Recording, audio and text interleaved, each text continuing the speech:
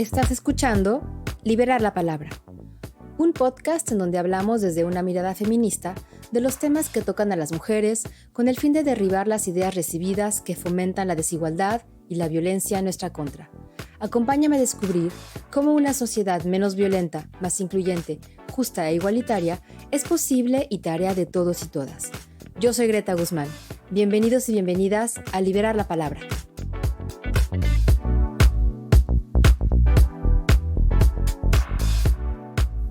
Hola querida audiencia, gracias por escucharnos. Espero que se encuentren muy bien en el lugar en donde estén.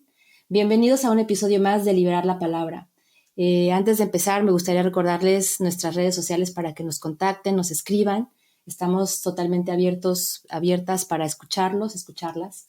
Y bueno, en Instagram es liberar_la_palabra y en Twitter es @liberarpalabra. También nos pueden mandar un mail a hola@liberarlapalabra.com. Hoy vamos a hablar de un tema que ha estado en el cajón, por lo menos en Latinoamérica, porque acá en Europa, en donde yo vivo, últimamente se han dado cosas interesantes y desde hace unos años.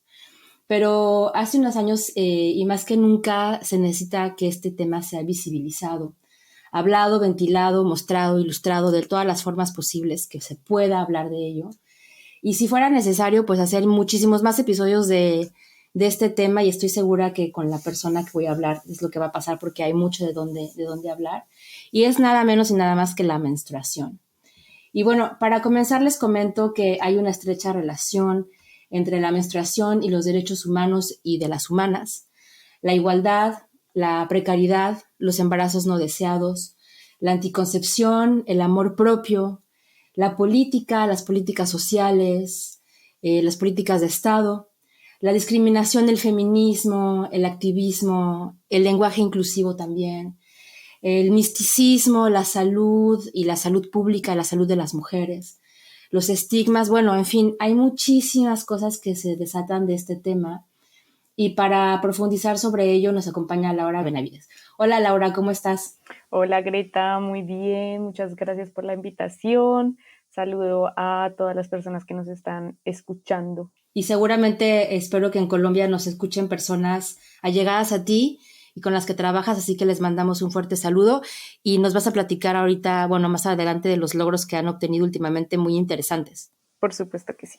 Oye, Laura, yo acabo de decir que la menstruación tiene que ver con todo este tipo de cosas. ¿Estás de acuerdo con lo que dije? ¿Qué piensas? Sí, Greta, en efecto estoy de acuerdo. La menstruación, bueno, voy a hacer aquí 2 puntos. El primero es que la menstruación es solo una parte del ciclo, ¿no? Pero socialmente, digamos que hemos reconocido a la menstruación, es decir, el sangrado por la vagina, como el más visible o el más importante, ¿no? Digamos que es el que la sociedad reconoce como la menstruación. Pero hay todo un ciclo detrás de la menstruación, ¿no? Que existe, pues, la ovulación, los procesos en los que el cuerpo que menstrua tiene subidas y bajadas de diferentes hormonas que luego llevan a el sangrado, ¿no? Primero esto, reconocer que la menstruación es solo una parte del ciclo, pero el más visible socialmente. Y segundo, reconocer que digamos que a partir de todos estos discursos contrahegemónicos, contra estas narrativas impuestas sobre la menstruación, pues ha salido un discurso en el que decimos que la menstruación es un proceso biopsicosocial. Bio porque reconocemos que es un proceso anatómico, es un proceso que atraviesa nuestros cuerpos desde adentro, es un proceso que requiere digamos que el proceso hormonal y biológico de los cuerpos que menstruan. Pero también es construido socialmente, ¿sí? No es lo mismo hablar de menstruación, no sé, en una comunidad indígena que hablar de menstruación, por ejemplo, con jóvenes de aquí, el país en el que estamos tú y yo, en Francia. No es lo mismo porque responde a códigos culturales diferentes y eso es así de simple. Pero también digamos que esto de psico es porque construye narrativas propias y nos por decirlo de alguna forma, nos socializa con el mundo, ¿sí? El vivir una experiencia menstrual. Entonces, digamos que es importante mencionar esas dos cosas porque normalmente se entiende a la menstruación solo como en términos de productos, en términos de sangre y ya, no hay Claro, nada más atrás. claro. Y Oiga, y ya, perdón, Laura, que te corte porque me estoy dando no te cuenta que no te preocupes. presenté, pero ustedes ya vieron que Laura trae un discurso bien interesante. Ahorita le vamos a hacer un poco más de preguntas, pero antes de que continuemos, les quiero decir que Laura Benavides es feminista, politóloga y maestrante en estudios de género, igualdad y políticas sociales en la Universidad de Toulouse, aquí en Francia, Jean Jaurès. Y Laura es colombiana y activista por los derechos menstruales. Y entonces, bueno, ustedes de ahorita van a descubrir qué interesante todo lo que Laura nos tiene que decir. Y Laura, ahorita que hablaste, dijiste algo que a lo mejor a algunas personas les puede hacer clic o no, o ni siquiera se dan cuenta, pero yo lo quiero subrayar porque es importante que lo digamos. Dijiste los cuerpos que menstruan. ¿A qué te refieres con esto? Eh, bueno, quiero hacer 2 puntos también acá. Uno, Venga. eh, normalmente cuando hablamos de menstruación se nos viene a la cabeza la palabra mujer, ¿no? Uh-huh. Menstruación igual mujer. Y eso es bastante debatible por varias cosas. En primera instancia, porque el decir que las mujeres son las que menstruan, estamos olvidando a otro grueso de la población que también menstrua, que son las niñas. Las niñas también menstruan, las niñas son sujetos menstruantes. Lo que pasa es que en esta narrativa histórica y hegemónica en el que nos han dicho cuando te llega la primera menstruación, dejaste de ser una niña, ahora eres una mujer, eso es sumamente violento, Greta. Yo no sé, por ejemplo, a ti, ¿qué te dijeron cuando te llegó tu primera menstruación? Eso, justamente eso. Justamente eso, a mí Uh-huh. también, a mí, mi familia, mi mamá, fue como, "Ay, ya no es una niña, ya es una mujer". ¿Y qué implica en una sociedad como la nuestra ser una mujer? Implica que tú estás lista para la reproducción, implica, bueno, digamos que en estos tiempos, 2020, ya no lo vemos tan que a tus 12 años te puedas casar, ¿no? En algunas culturas, pero implica en muchas otras culturas y implicaba históricamente eso, ¿no? El tener la primera menstruación es igual a que esa persona que ya es mujer, entre muchas comillas, la podemos casar, puede tener hijos y hace parte de ese mundo de ser mujer. Entonces, hablar de personas menstruantes es importante, pero aquí voy digamos que hacer un llamado y poner un iconito de alerta, porque hay unos discursos que hablan de la menstruación y solo se fijan en el personas menstruantes, y digamos que ese personas menstruantes lo que ayuda es a incluir esos otros cuerpos que menstruan, pero que no se reconocen como mujeres, ¿sí? Uh-huh. Hay mujeres que, hay mujeres que no menstruan, y por diferentes casos, puede ser por algunas enfermedades, porque ya no tienen útero, porque han atravesado X o Y procedimiento quirúrgico en su salud que les impide ahora menstruar, o mujeres que atraviesan procesos de bulimia o de anorexia que impide que su cuerpo menstrue, pero también las mujeres trans no menstruan, pero son mujeres, ¿sí? Uh-huh. Entonces, y hay hombres que menstruan. Y van a decir, aquí hay muchas personas que dicen como, ¿cómo me puedes decir que hay hombres que menstruan? Pues sí, Uh-huh. hay hombres que menstruan porque los hombres trans menstruan, ¿sí? Claro. O algunos hombres trans deciden cortar esa relación tajantemente con su menstruación y hay otros hombres trans que deciden quedarse con esa menstruación y pasan por procesos de sanación y de reconocer su menstruación como algo con lo que quieren estar. Entonces, mmm, pues nosotras, digo nosotras porque yo hago parte de un colectivo en Colombia que se llama Colectivo Derechos Menstruales Colombia, y nosotras desde el colectivo lo que hemos querido decirle a la sociedad es que no podemos hablar de un solo sujeto en la menstruación. Entonces nosotras utilizamos varios sujetos para nombrarlos y nosotros hablamos de niñas, de mujeres y de personas menstruantes.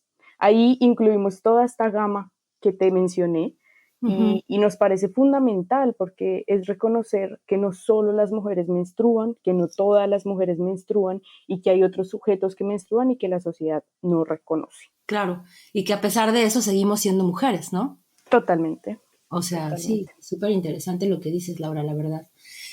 Oye, Lau, y fíjate que, bueno, Ahorita este discurso, pues yo no sé, explícame tú, en Latinoamérica yo pienso que es novedoso. Aquí en Francia como que lo empezamos a escuchar más. Eh, yo siento que, bueno, por lo menos en México estamos un poco atoradas con todo lo que pasa con la violencia, los feminicidios, y que a lo mejor no tenemos tanto tiempo o tanta dedicación para darle a estos temas, porque pues estamos tratando de solucionar cosas que son terribles también, ¿no? Ujú. Pero, ¿cómo pasa esto? ¿Tú cómo lo ves? O sea, ¿sí es así en Latinoamérica? ¿Se está abriendo esto para que la gente empiece a visualizar este tema? ¿En dónde estamos, pues? Pues fíjate, Greta, que yo tengo una visión un poquito contraria a la tuya. Yo creo que América Latina ha dado, digamos que ha puesto la parada en estos temas. Ujú. En América Latina, en diferentes países como México, como Perú, como Argentina, como Colombia, Guatemala, Puerto Rico, hay muchos países de Latinoamérica y el Caribe que, pues no países, no, muchas mujeres activistas menstruales que Ajá. desde estos países, pues digamos que le han aportado a este tema y han construido narrativas totalmente diferentes a las impuestas respecto a la menstruación. Y en México, por ejemplo, hay un activismo menstrual muy, muy fuerte. Pues recordemos que el año pasado o antepasado se han presentado continuamente algunas proyectos de ley para quitar IVA a los productos, para reconocer la salud menstrual, para garantizarle a las niñas y mujeres y personas menstruantes educación menstrual. Hay procesos autogestionados y autoorganizados de educación o pedagogía menstrual. Hay procesos que se van por la educación y otros por la pedagogía.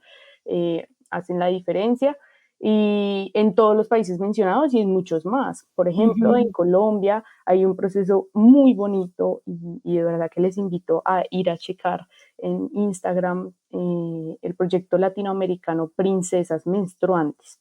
Es un Ujú. proyecto que se ha pensado reconstruir las narrativas alrededor de la menstruación a partir del trabajo con niñas específicamente.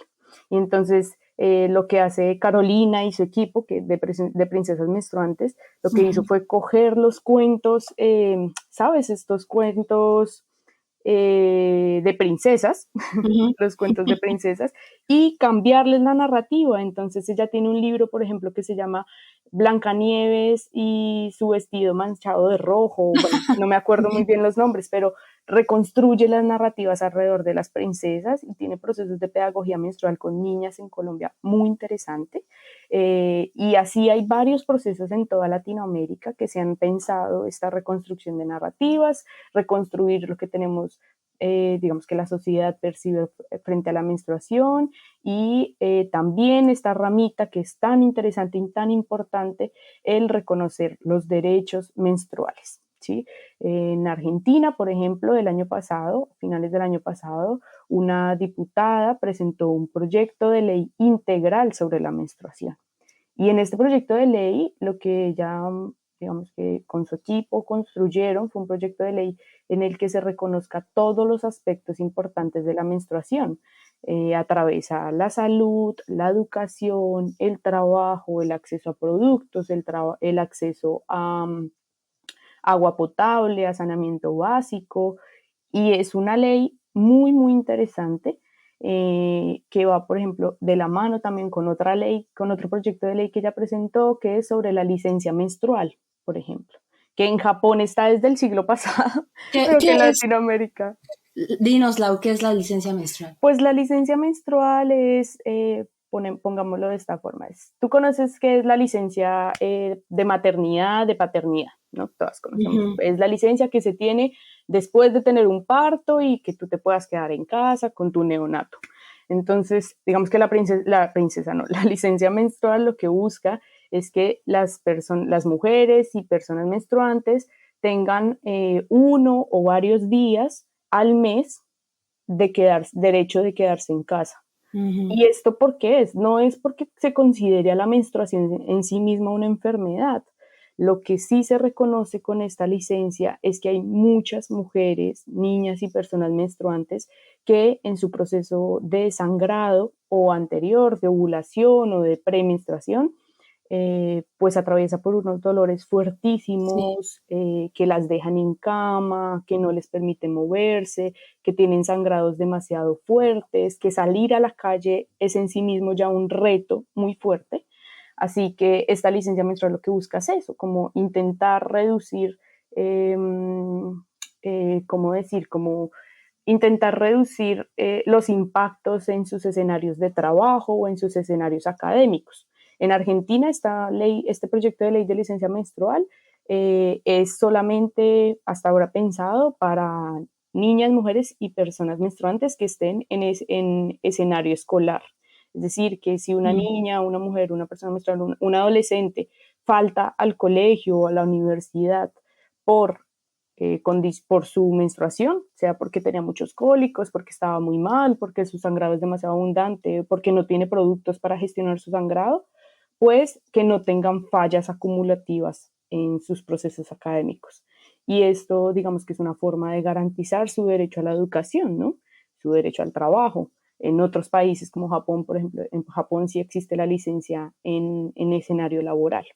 Entonces, está eso. Aquí en Francia, por ejemplo, hay un grupo de mujeres que ha planteado la posibilidad de la licencia menstrual, pero claro, nos encontramos con unos debates frente a, claro, entonces vamos a considerar la menstruación como una enfermedad. Pues no, no en sí misma la menstruación es una enfermedad, pero sí hay que reconocer que hay muchas enfermedades que se atraviesan a partir de la menstruación.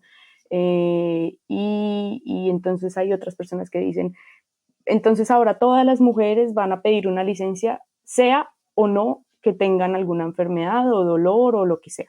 Y pues no, esto no va a pasar, estamos seguras que no va a pasar. claro. O la otra parte que a mí me parece muy válida y creo que ahí sí puede haber un problema es que la oferta laboral hacia las mujeres va a reducir si se implementa una licencia de trabajo por menstruación. ¿Y Ujú, por qué lo digo? Porque, por ejemplo, en Colombia, como en muchos países, cuando se implementó la licencia de maternidad con unas 16 semanas, pues muchas empresas dejaron de contratar mujeres por el hecho de que pagar una licencia pues es caro, eso no se puede negar, ¿sí? Tener que contratar a una persona para suplir esa licencia, tener que darle más pedagogía a una persona nueva, bueno, tantas cosas, ¿no? Y lo que muchos sectores abogan es que si se implementa una licencia menstrual en escenario laboral puede pasar eso. ujú. Lo que aquí en este equipo que menciono en Francia dicen es, bueno, pues entonces hagamos una licencia, digamos, un permiso de un día para todos los trabajadores y trabajadoras de las empresas. Un día. Todas las personas se pueden tomar un día al mes. Esto garantizaría que hubiese igualdad, ¿no? Entonces, todas las personas pueden tomarse un día al mes. Esas personas que se quisieran tomar ese día porque por su proceso menstrual, ¿no? Por dolores o lo que sea, pues se lo tomaría sin tener que decir que es por eso y ahí no habría, digamos, que este castigo hacia las mujeres y las personas menstruantes. Entonces, ese tema es bien debatible, Uy, pero es muy sí. interesante, es muy, muy interesante. Es súper interesante, porque fíjense, querida audiencia, que nosotras, Laura y yo, hicimos como una tabla de temas a desarrollar y pues no hemos tocado ninguno de los que teníamos planeado. Pero es que, ¿sabes qué, Laura? Cuando tú hablas, la verdad es que es súper interesante todo lo que tú dices. Entonces, eh, es como ir abriendo ventanas de cosas posibles que podrían pasar en torno a este tema y que urgen que se solucionen más allá del día o no de permiso, hay otras cosas que urgen, ¿verdad, Laura? O sea, que son verdaderos temas pues hasta de políticas de Estado, ¿no? Sí, Sí, total. pues me gustaría preguntarte, o sea, a ver, para ir un poquito sobre lo que habíamos planeado y que la gente tenga un poco más de información al respecto sobre cosas que son súper importantes. ¿Qué son los derechos menstruales? Bueno, Greta, los derechos menstruales los hemos definido como un conjunto de garantías para niñas, mujeres y personas menstruantes que permitan que otros derechos humanos se lleven a cabo. ¿sí? Que no torpedeen otros derechos humanos. Entonces, por ejemplo, los derechos menstruales están íntimamente relacionados con el derecho a la salud, con el derecho a la educación, con el derecho al trabajo, con el derecho a un ambiente sano, con el derecho a agua potable, a saneamiento básico, a productos, evidentemente, a la salud menstrual. Entonces es como todo este conjunto de derechos que atraviesan las experiencias, las vivencias menstruales de las personas que viven una menstruación. Y ya digamos que es eso, a grosso modo es eso. Uh-huh. Nosotras desde el colectivo que les mencionaba, hemos hecho pues un trabajo fuerte para lograr la diferenciación entre derechos sexuales, reproductivos y menstruales, porque cuando nosotras salimos con el discurso de, oigan, es que hay derechos menstruales y los tenemos que garantizar, o el Estado tiene que garantizarlos, pues nos dicen como, bueno, pero pues esto ya está incluido en derechos sexuales y reproductivos, no hay por qué sacar otra ramita. Y nosotras hemos descubierto que sí es necesario sacarlo, porque dentro de los discursos de derechos sexuales y reproductivos es muy poco el abordaje que se le da a la menstruación como proceso, ¿sí? Uh-huh. A todo el ciclo menstrual. Es muy poco, porque, y aquí viene otro temita que creo que sí lo teníamos en nuestra lista, Sí. y es porque la menstruación históricamente ha sido leída solo en clave de fertilidad. Entonces, la menstruación es igual a poder ser madre o no, ¿no? Y yo no sé, Greta, si a ti te pasó, pues en tu adolescencia, en tu juventud, que tener la menstruación era muestra de no estar embarazada. Entonces me llegó, no estoy embarazada, qué bien, Sí. y ya. Sí, sí, exactamente, cuando empecé a tener relaciones sexuales, sí era sinónimo de eso. Totalmente. Y eso es muy, digamos que preocupante, porque quiere decir que las adolescentes y las mujeres en edad adulta, pues vemos a la menstruación solo como un signo de no estar embarazadas, pero no la vemos como un signo vital, ¿no? No nos preocupamos por la periodicidad, sino es porque nos asusta el no estar embarazadas. Y la menstruación puede ser entendida también como un signo vital, dependiendo del color, del olor, de la densidad, de la contextura de la sangre, puede ser una muestra de cómo está tu salud pues, integralmente. Y esto pues ha sido ocultado, Totalmente. invisibilizado por la medicina, ¿no? Oye, Laura, pero nadie nos habla de eso jamás. Por eso es tan importante la educación menstrual, por eso es tan importante, porque tener procesos de educación o de pedagogía menstrual desde edad temprana, lo que va a beneficiar es que las niñas desde muy temprana edad pues se den cuenta que la menstruación es más allá del óvulo fecundado o no fecundado y el endometrio que crea una camita para tener el óvulo. Uh-huh. Es mucho más allá de eso, ¿sí? Y la educación menstrual, pues es importante porque ayuda a deconstruir unas narrativas en torno a la menstruación que más que informarnos, nos desinforman y crean mitos y crean tabús en torno a la menstruación.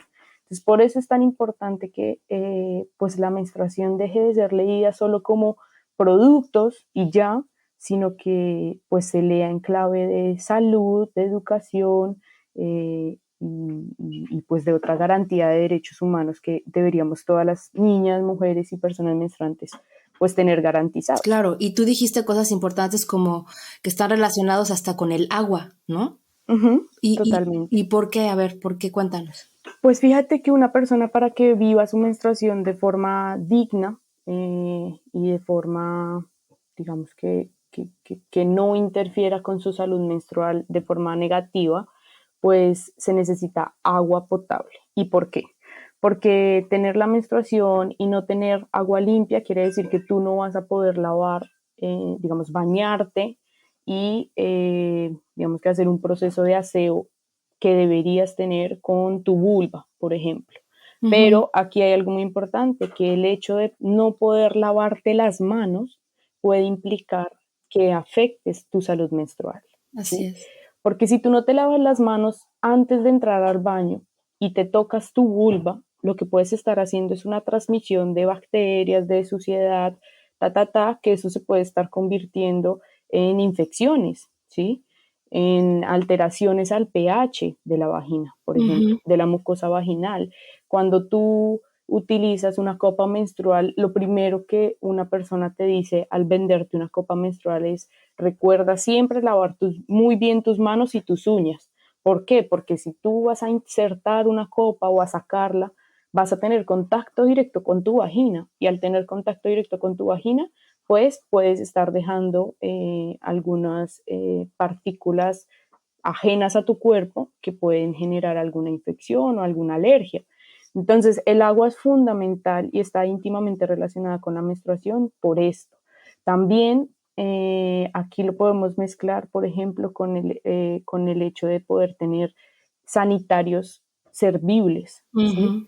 Porque si tú no tienes sanitarios servibles que proporcionen intimidad, por ejemplo, esto afecta directamente a una niña o a un adolescente, una mujer que no pueda cambiarse una toalla, un tampón, una copa o el producto que utilice. Y esto lo vemos, por ejemplo, en las cifras que se han mostrado frente a este tema de que un alto porcentaje de escuelas públicas a nivel mundial no cuentan con estas garantías para sus estudiantes. No cuentan, Greta. Es impensable, o sea, resulta para nosotras impensable que las niñas en sus colegios no tengan un baño con agua, con sanitarios y con puertas sus sanitarios, ¿no? Esto nos resulta como Y eso así. se convierte en una desigualdad, ¿no, Por Laura? supuesto, por Porque supuesto. a mí lo que se me ocurre es que finalmente cuando estas condiciones no son otorgadas, ya sea por precariedad, por pobreza, por X situaciones, pues las mujeres son las más afectadas una vez más. Y entonces cuando se hacen algo como tan simple como cambiarse un producto, el que sea, y no tienen acceso a agua potable ni a servicios sanitarios dignos, pues esas infecciones que pueden ser tratadas fácilmente se convierten en grandes infecciones y entonces luego se traduce en mortalidad terrible de mujeres que mueren por no tener sanidad, simplemente. Y entonces ahí se convierte una vez más en un proceso de desigualdad de la mitad de la población que somos nosotras, ¿no? Y también en un círculo vicioso, Greta, porque, por ejemplo, si tú eres una niña de una población rural en la que tu escuela no tiene baños limpios, no tiene agua potable, no tiene papel higiénico, por ejemplo, y a ti te llega el sangrado, tú prefieres no ir a la escuela si sabes que en la escuela no vas a poder cambiarte tu producto, si es que utilizas algún producto, o que no vas a poder lavarte, o que no vas a poder ponerte papel higiénico como producto para absorber la sangre.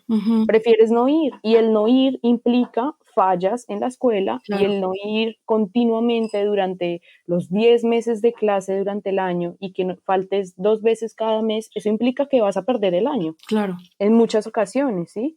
Y el perder el año, pues, ¿qué implica? Implica que al próximo año te va a pasar lo mismo, al próximo lo mismo, y vas a entrar en un proceso de deserción escolar. Y la deserción escolar afecta en un porcentaje muy alto a las mujeres y a las niñas a nivel mundial. Entonces, si las niñas dejamos de recibir procesos de escolarización, sea en la escuela primaria, en la escuela secundaria o hasta en la universidad, pues eso lleva a que también vamos a tener procesos de desigualdad en el mundo laboral, en el mercado laboral. Claro. Y ahí se convierte en todo eso, es un círculo vicioso que va alimentando múltiples, diversas y profundas desigualdades entre mujeres y hombres en el mundo. Sí. Es por eso tan importante hablar de este tema y ponerle nombre y conceptualizarlo. A mí me gusta mucho una frase de una teórica, Celia Moros, que ella dice: conceptualizar es politizar. Y por eso conceptualizar la menstruación, por eso ponerle nombre a la salud menstrual, ponerle nombre a los derechos menstruales, ponerle nombre a que las niñas, las mujeres y las personas menstruantes existimos en el mundo, pues es politizarlo, y llevarlo a un marco político, pues es ver que hay problemas y buscar soluciones. Uh-huh. Oye, Laura, y entonces, bueno, ya hablamos de esto del agua, por ejemplo, a mí me llama la atención porque como algo como el agua puede desatar toda una conversación y toda una situación grave para las niñas, las mujeres y los cuerpos menstruantes, simplemente por no tener agua, ¿no? Sí. Y otra cosa que dijiste tú es que el Estado debe garantizar los derechos menstruales. ¿Por qué? Bueno, acá hay diferentes puntos. Yo te voy a mencionar uno en modo de ejemplo. Yo, por ejemplo, cuando estaba en la universidad, yo estudié en una universidad pública en Colombia, la Universidad Nacional. Y fíjate que nosotras en los baños de mujeres, no, Uh-huh. no me fijaba si en los baños de hombres pasaba lo mismo, pero en los baños de mujeres había papel solo los martes y los jueves. Te lo juro, había solo papel higiénico martes y jueves y media jornada. Es decir, ponían el papel a las 7 de la mañana y a mediodía ya no había papel higiénico. ¿Qué cosa? ¿Qué significa eso, Greta? Significa que la universidad, una universidad pública, una universidad que su gran porcentaje ¿cómo se dice?, de dineros, pues vienen del Estado, ¿no? Uh-huh. Significa que para la universidad, para las directivas de la universidad, para las directivas de bienestar de la universidad, las mujeres de esos baños, las mujeres de la universidad, de las facultades, necesitábamos ir al baño solo los martes y los jueves. ¿Y qué hacer con esas mujeres y jóvenes que en sus casas, por sus condiciones materiales de existencia, no tienen tampoco papel, Greta? O que no pueden comprarse un Uh-huh. paquetico de Kleenex, como yo. Yo, por ejemplo, tenía mis privilegios económicos, me permiten que Claro. tener en mi bolsito siempre un paquete de Kleenex o llevar enrolladito papel higiénico siempre para donde vaya. Pero aquí hay que situarnos en esos contextos que no tienen esos mínimos, Greta. Uh-huh. Y eso el Estado lo debería garantizar. El Estado debería garantizar que todas las niñas, mujeres y personas menstruantes tengan acceso a lo que ya hablábamos, al agua. Pareciese normal. A nosotras, por ejemplo, acá en Francia, pues decimos, bueno, acá en Francia todo el mundo parece tener agua, ¿no? Uh-huh. Y si tú hablas con un francés o con una francesa, decirle que alguien no tiene agua en Francia es como insultarlo. Uh-huh. Sí. Aquí se garantiza el agua, se garantiza el saneamiento básico y es algo mínimo, ¿sí? Es un mínimo vital. En muchos países de Latinoamérica, del Uh-huh. Caribe, de África, si nos vamos a... México. Sí, o sea, de toda Latinoamérica, Sí. pues hay poblaciones a las que el agua potable no les llega. Y ellos y esas las comunidades a las que no les llega el agua potable, pues han optado por construir procesos de autogestión del agua, ¿no? Entonces cogen y van a una quebrada, si es que hay y si es que existe, ¿no? Porque en estos momentos ya el agua escasea por todo lado, Uh-huh. ir y coger agua para llevarla a la comunidad y ta.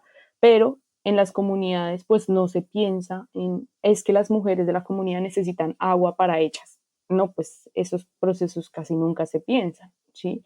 Y lo podemos llevar a un ejemplo muy cercano que es la pandemia. En la Uh-huh. pandemia, yo no sé si en México pasó esto, Greta, pero en Colombia, diferentes alcaldías de diferentes ciudades, durante los primeros meses de confinamiento, buscaron construir anchetas, mercados para las familias más desfavorecidas, ¿no? Y más precarizadas. Entonces las alcaldías llevaban mercados a las familias, casa por casa, y cuando se dieron cuenta, pues muchas activistas se dieron cuenta que estos mercados no incluían ni toallas ni tampones, ¿verdad? Uh-huh. O sea, para las alcaldías, para los gobiernos, las mujeres en esas casas no No existían o no existen. menstruaban. Es que, no, o sea, existimos, pero no como dices tú, como no hay esta visibilidad de lo que realmente las mujeres representamos en nuestra integridad como persona. O sea, no Uh-huh. sé si me entiendes. O sea, nos ven, ahí estamos, pero no hay como una interiorización de lo que realmente necesitamos como mujeres, pues. Y esto pasa porque o son hombres los que crean Exacto. estas cosas, ¿no? Ajá. Que no piensan ay, es que estas mujeres menstruan. Las Claro, mujeres menstruan es que no normalmente, figuramos, ¿no? claro. O hay mujeres que desde sus lugares de enunciación, que está cargado de un montón de privilegios, pues no caen en cuenta que hay otras mujeres que no tienen para comprar un paquete de toallas o de tampones, ¿no? Como para mí es tan normal, bueno, pero pues es que tener Claro, $2, €2, pues cualquier persona tiene €2 para comprar toallas, pues no, no, no todas las personas tienen. Entonces, por ejemplo, nosotras en este proceso como colectivo hicimos un llamado a estas, pues a estas actuaciones estatales porque se estaban invisibilizando estos otros cuerpos que para ellos no eran visibles, ¿no? Pero también se estaba llevando a un plano de no garantizar pues derechos, que es claro. tener productos, ¿no? Que es lo Y más básico, o sea, digamos que para mí no es lo principal, pero en situaciones de crisis es lo más básico. claro, de ahí la importancia a verdaderamente hacer un énfasis sobre los derechos menstruales, Ujú, que van de la mano de los derechos humanos o humanas, porque ya no se podrían, o sea, separar.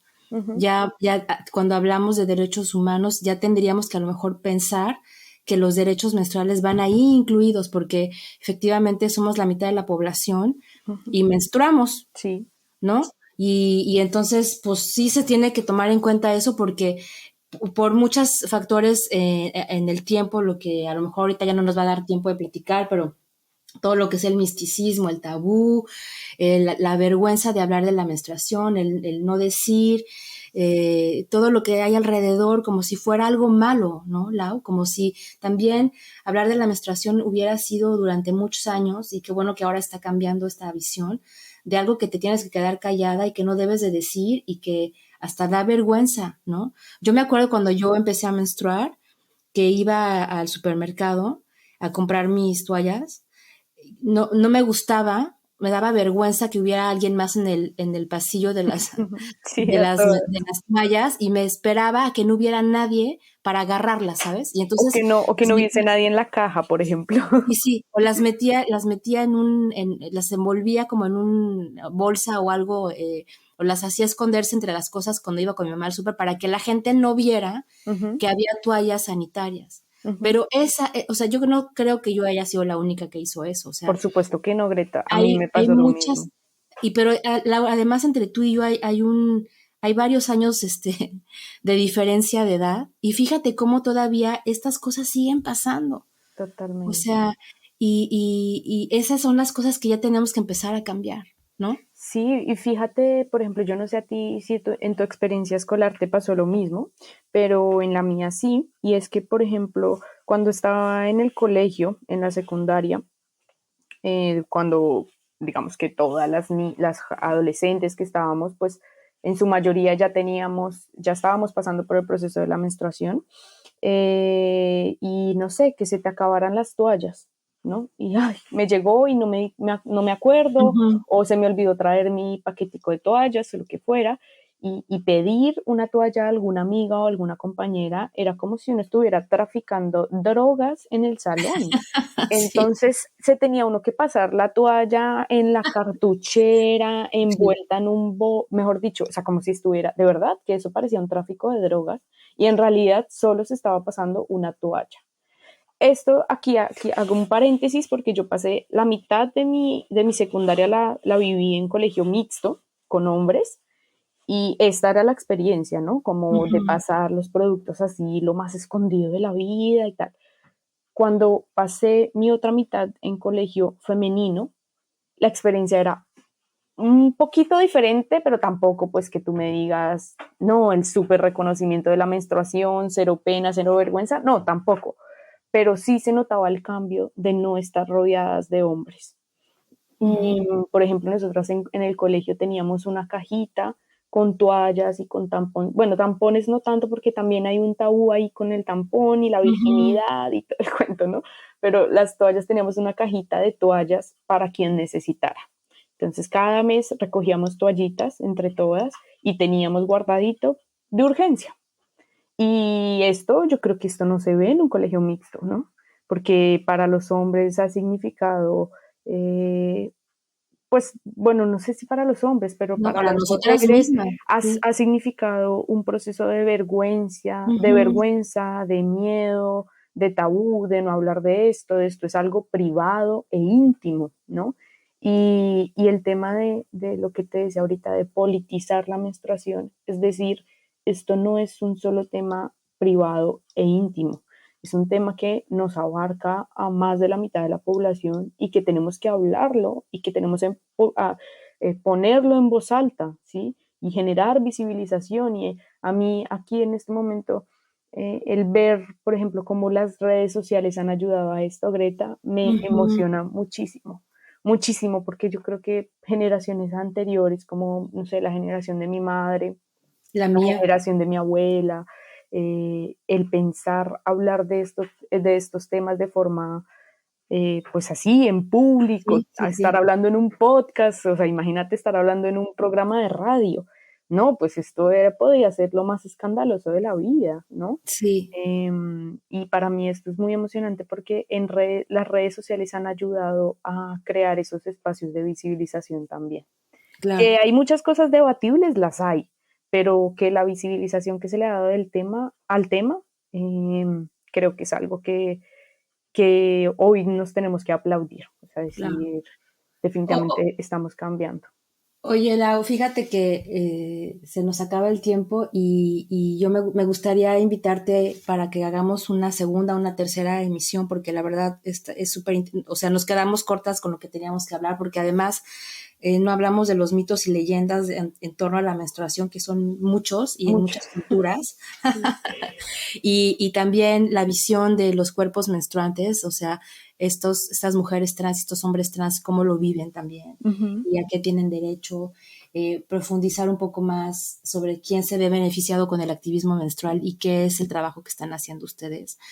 Yo creo que nos da para más tema, pero yo te quiero agradecer infinitamente porque creo que con lo que nos dijiste, pues se abren, como dije hace rato, pues un poco más las mentes y una se pone a pensar en torno a lo que verdaderamente la menstruación puede implicar. No hablar desde nuestro privilegio, ni el tuyo ni el mío, porque afortunadamente nosotras, con vergüenza y todo lo que pasamos cuando éramos adolescentes, pero tuvimos acceso a productos, Ujú. que también ese es otro tema, y empezar a ver las cosas desde otros puntos de vista, ¿no, Laura? Sí, total, Greta, yo estoy muy agradecida por tu invitación. Eh, Lamento mucho, pues que yo me extiendo y No, hablo y no, hablo. Y yo ya te había advertido. Yo no, pero te voy a hablo. decir, es muy interesante lo que nos dices y de verdad es que a mí, cuando empezamos a hablar, yo misma empecé a como abrir mis ojos hacia otro tipo de cosas que no había ni siquiera pensado. Ujú. Y es lo que yo pretendo, que entre más se necesite hablar de estos temas, pues que haya más redes sociales y más post, es lo que siempre digo, más podcast, más artículos, porque se necesita Sí, visibilizar. Entonces, pues, ¿te parece que nos preparamos una segunda, una tercera emisión? todas las que Y, quieras, Greta, y me todas. gustaría nada más que si quieres dar un mensaje de despedida a la gente que nos está escuchando, Laura, porfa. Bueno, nada, pues muchísimas gracias por escucharnos. Espero que las otras emisiones pues las podamos realizar y de verdad que lo que dice Greta me parece muy interesante y es ojalá que este tipo de podcast, este tema en particular, nos sirva para salirnos un poquito de nuestra burbuja de privilegios y darnos cuenta que no todas tenemos las mismas experiencias y que no todas tenemos las mismas garantías de derechos en todos los ámbitos, pero este tema de los derechos menstruales pues aún menos. Entonces, nada, invitarlas a seguir en Instagram el podcast, a seguir en Instagram diferentes procesos que hablan alrededor de la menstruación. Les invito por ejemplo, a seguir el proceso del colectivo de Derechos Menstruales Colombia y los otros procesos que mencioné en el transcurso de este podcast. Y nada, pues nos estamos ¿Tienes escuchando. otras redes u otros lugares donde la gente se pueda informar, Laura, que nos puedas decir? Pues sí, hay un montón. En Instagram, por ejemplo, pueden encontrar el proceso que les decía, princesas menstruantes. Ujú. Hay otros, ay, se me van, no los tengo muy grabados en la mente, pero hay otros procesos como, hay uno que se llama como útera viva, creo. Ay, bueno, Los vamos a buscar y los sí, vamos a los poner en vamos el a Instagram buscar. del podcast. Mejor, me Bueno, parece. Busquémoslos y hacemos una lista de recomendación de procesos para seguir en Instagram, que me parece Claro muy que sí. interesante. Y para que ustedes puedan revisar esta información, va a estar en el Instagram de Liberar la Palabra, que es liberar-la-palabra. Ahí van a poder checar todo lo que hablamos con Laura. Laura, muchas gracias. Te mando un fuerte abrazo sororo hasta donde estás y espero muy pronto poder volver a hablar contigo. Greta, muchísimas gracias a ti. También te doy un abrazo de vuelta y bueno, que estés muy, muy bien. Gracias, querida audiencia, por escucharnos y nos vemos hasta la próxima. Adiós.